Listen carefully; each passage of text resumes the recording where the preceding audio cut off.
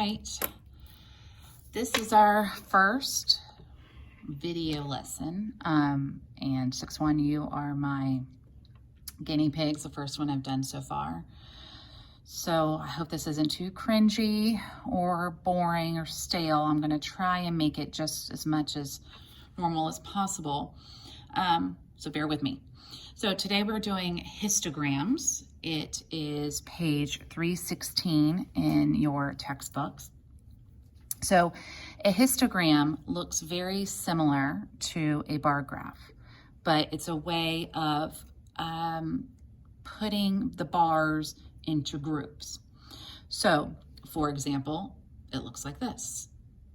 At the bottom, you see that graph, and so it looks like a bar graph, but they are, what's different about a histogram is that you can see that there is no space between them.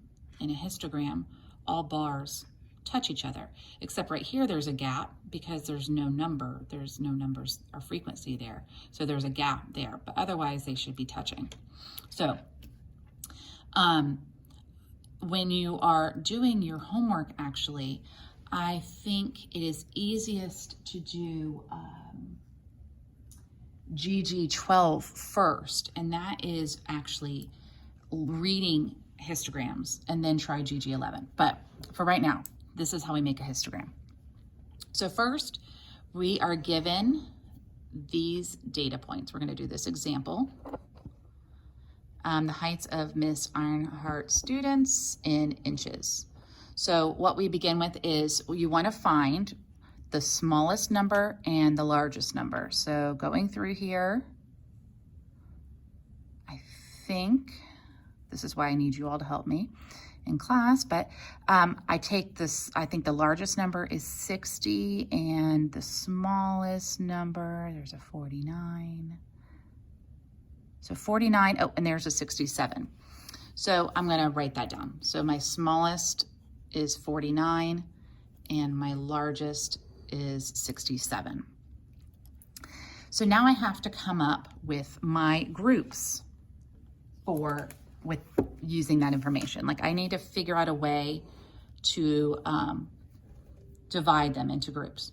So I think about how many numbers are there between 49 and 67, and there's about 18 numbers. So think about when you're doing a bar graph and how many bars you actually see. There's usually 4 to 6 usually categories. So if I want, using that, I want to come up with maybe 6 groups. It doesn't really, or I can do 4 groups, it doesn't matter. So I'm gonna come up with 6 different groups. So what I'm gonna, and then I need to divide them by that amount. So if I have 18 numbers in between, and I come up with 6 groups, that means in each category, I would have 3. So 49, 50, and 51. 52, 53, and 54. 55, 56, 57, 58, 59, 60, 61, 62, 63, 64, 65, 60. See, I don't like this. There's too many categories. There's too many numbers. I don't actually like the way that this was broken up. Like I said, when you're dealing with a bar graph, you don't want to have more than 6 bars. And so as you can see here, if I start with 49 and I divide them up, that's just too much. So instead, let's change it up. Let's count. Earlier, we had a gap of 3 numbers. So let's cross that out. And this is trial and error sometimes to come up with the right amount. I'm actually glad it happened so we can figure out if it happens to you just to start over. So instead of doing 49 through 51, I'm gonna do 49 through 52. Then I'm gonna, so when I subtract, I see that there's 3 numbers there. So the next one is 52. So the next number would be 55. So the next number's, oh, can anyone see my mistake? Look, if I went to 52, my next number should not have been 52, it should be 53. And then I add 3 to that, so it would be 56. Start on the next number, which is 57. My next number should be 60. Then my next number would be 61, 64, and I have 65, and I add 3 to that, it's 68. Now that's okay that I have, you'll notice that my number only went to 67, but I have a category that goes to 68. That's okay. So now what we'll do is we're gonna come up with tally marks. We're gonna count the frequency, and you know me, this is gonna drive me crazy, that little gap right here. So I'm gonna make it a little bit neater because I'm gonna make a frequency tally mark chart. So 59 through 52, 53 to 56, 57 to 60, 61 to 64, and 65 to 68.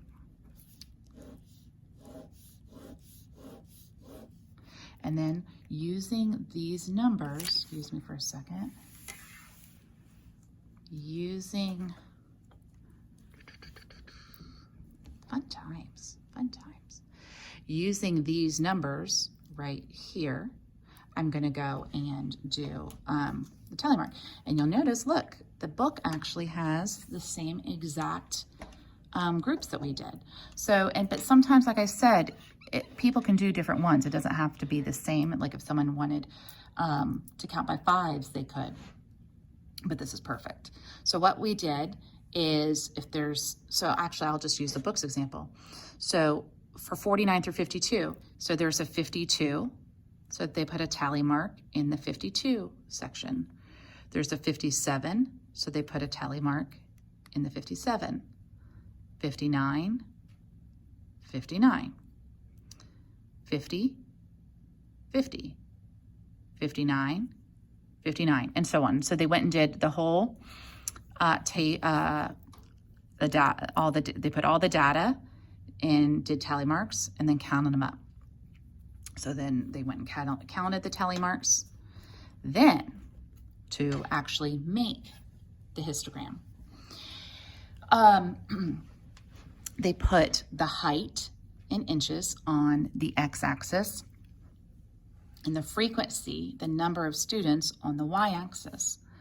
And so we talked about breaks last week with line graphs.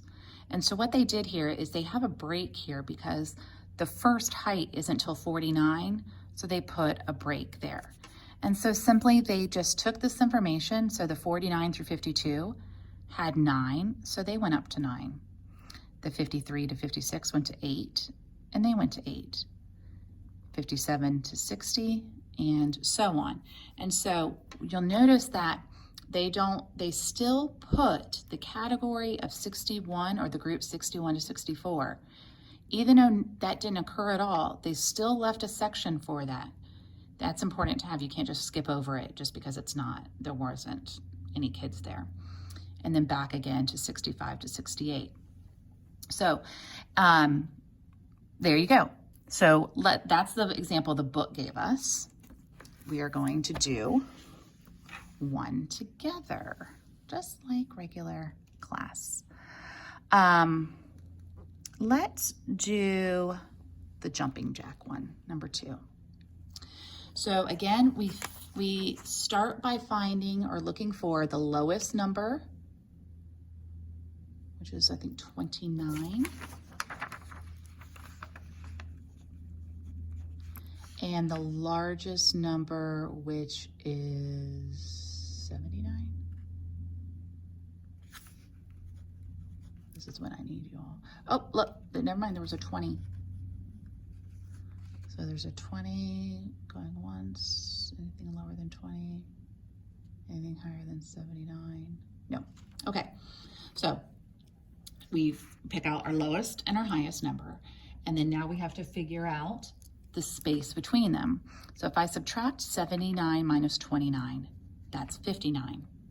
So we can easily just round that to 60 when we're trying to divide our groups. So if we want to have 4 or 5 categories, it's dependent on you. You get to pick. There's not one rule. So I think it'd be easiest. 4 goes into 60 evenly 15 times.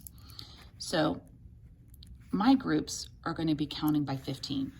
So that means my first one is 20, and my next one would be 35. So I have 36, and if I add 15 to that, I have 51. And if I 52, add 15 to that, I have 67. 68, if I add 15 to that, I have 83. So I'll just double check. So I found the space in between them. I rounded that up to 60. I decided this is how many groups I want to have. That's what I divide by. And then that tells me. So just double checking my math. Okay, so now I'm ready to go.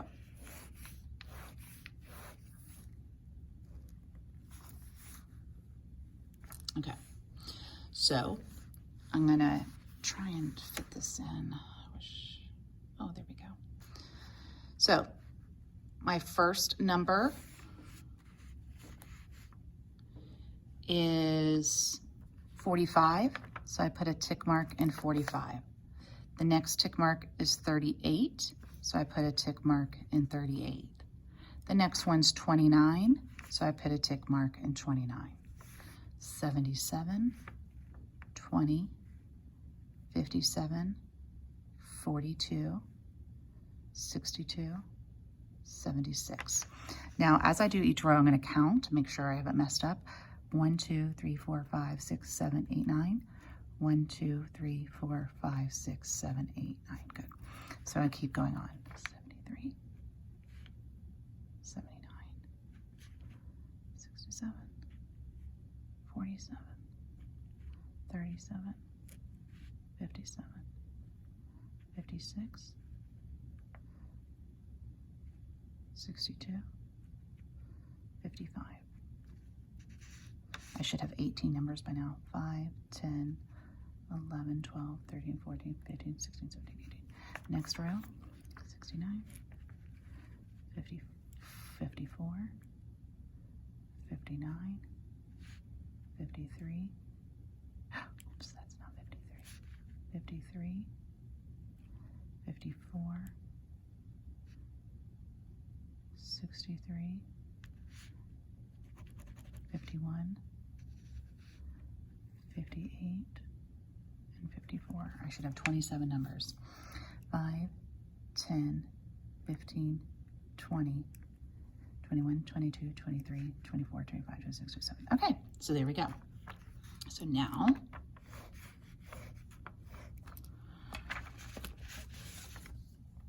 we count them up. 2, 6, 14, and 5. All right, so now to make the frequency, to make the histogram. So first you need to have a title. And the title, if you're looking back at number 2, it was the number of jumping jacks in 1 minute. So you would write that, number of jumping jacks in 1 minute. Down here will be the amount. Here is how many students.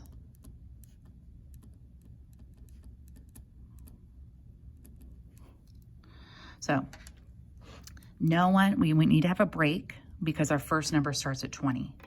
So I would write down here 20 to 35. Here I have 36 to 51, 52 to 67, and 68 to 83. My line is not even because I was not focusing, or my eyes got twisted. All right, now we need to also figure out on the y-axis, what are we going to count by? So again, we need to figure out how high does it need to go. It needs to go up to 14. So we could count by 2s to get to 14. We can count by 3s. I kind of like the idea of 2. So 2, 4, 6, 8, 10, 12, 14. So our first one is 2, so the 20 to 35, we go up to 2. Now they all need to be the same width. So if that one's gonna be about my fingertip width apart, then I need all of them to be. And again, like I said, they all need to be touching. 36 to 51, here's 6, so that goes up to 6. The next one's 14, so it's gonna go all the way up to 14.